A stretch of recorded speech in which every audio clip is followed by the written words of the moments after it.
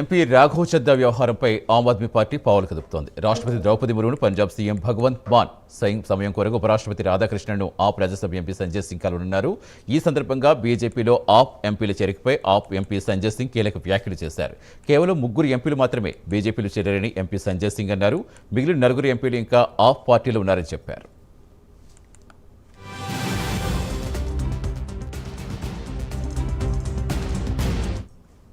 తాజా అప్డేట్స్ ఇచ్చేందుకు మా నేషనల్ బ్యూరో చీఫ్ కళలు ఎవరు జరుగుతున్నారు. కళ చూస్తాం మొన్న రెండెంత మూడొంతులు ఆల్రెడీ చేరారు కాబట్టి విలీనం చేస్తున్నట్టుగా అటు రాఘవ్ చద్దా ప్రకటించారు. ఇప్పుడు చూస్తే మళ్ళీ సీన్ రివర్స్ అయ్యేలా కనిపిస్తుందా? ఏం జరగబోతోంది ఆప్లో? సతీష్, దాదాపు ఒక బ్రేకింగ్ అని చెప్పవచ్చు. ముఖ్యంగా అంటే దాదాపు 2 రోజుల నుంచి కూడా అటు ఆమ్ ఆద్మీ పార్టీకి సంబంధించినటువంటి 10 మంది రాజ్యసభ సభ్యుల్లో 7 వంతు అంటే 3/2% ఉండేటటువంటి ఇక్కడ రాజ్యసభ సభ్యులు 7 మంది కూడా రాజ్యసభకు అంటే అందులో అంటే బీజేపీ పార్టీలో విలీనం చేస్తున్నామంటూ కూడా కీలక వ్యాఖ్యలు. మరొక వైపు పార్టీలో చేరినటువంటి పరిణామాలు 2 రోజుల నుంచి కూడా చూస్తున్నాం.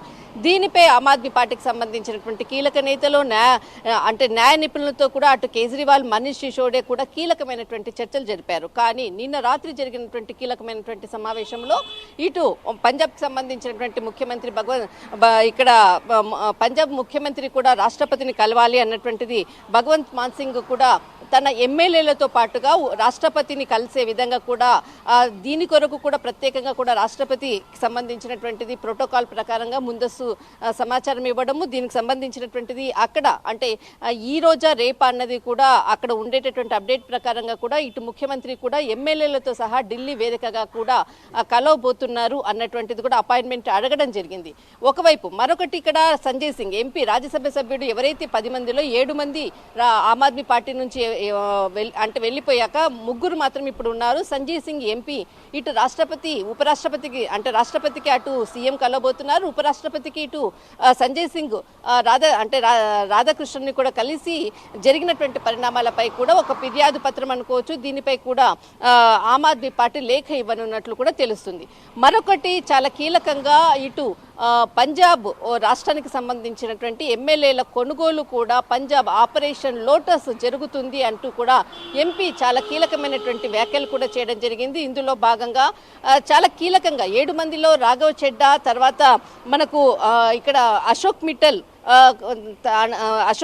తర్వాత మనకు ఇక్కడ డాక్టర్ సందీప్ పాఠక్ ఇక్కడ చాలా ఆమ్ ఆద్మీ పార్టీకి సంబంధించినటువంటిది టికెట్ల వ్యవహారంలో చాలా కీలకంగా వ్యవహరించినటువంటిది. దాదాపు ఇక్కడ సందీప్ పాఠక్, రాఘవ్ చెడ్డా టోటల్లీ ఏదైతే ఎలక్షన్ టైంలో పంజాబ్ ఎలక్షన్లో వీరిద్దరు కూడా చాలా కీలకంగా పనిచేసినటువంటి వ్యక్తులు. ఇప్పుడు వీళ్ళిద్దరితో కలిసి అటు ఆపరేషన్ లోటస్ ప్రారంభమయ్యింది అంటూ కూడా వ్యాఖ్యలు కూడా అటు సంజయ్ సింగ్ చేసినటువంటి వ్యాఖ్యలు ఒకవైపు. ఎందుకంటే టికెట్లను వ్యవహారం అంతా కూడా టికెట్ల అమ్మక అంటే ఎమ్మెల్యేలకు కేటాయించినటువంటి సమయంలో డాక్టర్ సందీప్ పాఠక్ చాలా కీలకంగా వ్యవహరించినటువంటి వ్యక్తి. తర్వాత ఎకనామిక్గా కూడా సోర్సెస్ అంతా కూడా అంటే ఆలోచించి ముందుకు పార్టీని తీసుకెళ్లినటువంటి పంజాబ్లో అక్కడ ప్రభుత్వాన్ని ఏర్పాటు చేసే దాంట్లో చాలా కీలకంగా రాఘవ్ చెడ్డా, సందీప్ పాఠక్ ఇద్దరు కూడా చాలా కీలకంగా ఇక్కడ అంటే ప్రభుత్వాన్ని ఏర్పాటు చేసే దాంట్లో కీలక భూమిక వహించారు. ఇప్పుడు వీళ్ళిద్దరూ కూడా పార్టీ నుంచి బయటికి రావడంతో ఇప్పుడు ఆపరేషన్ లోటస్ ప్రారంభమైంది. అక్కడ ఉండేటటువంటి 30-35 మంది ఎమ్మెల్యేలు కూడా త్వరలో ఇటు ప్రభుత్వం కూలిపోయే విధంగా కూడా పావులు కదుపుతున్నారు అంటూ కూడా ఒక సంచలన వ్యాఖ్యలు కూడా చేయడం జరిగింది.